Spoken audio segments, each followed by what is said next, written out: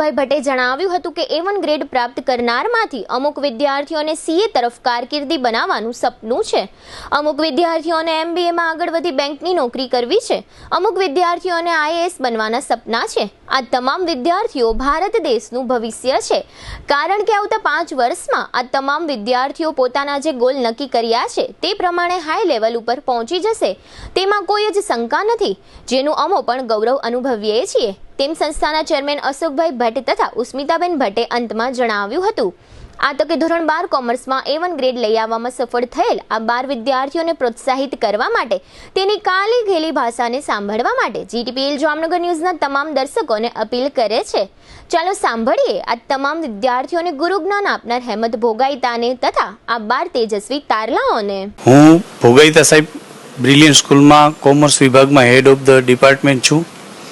ગઈકાલે જે ધોરણ 12 કોમર્સનું પરિણામ આવ્યું એમાં શાળાએ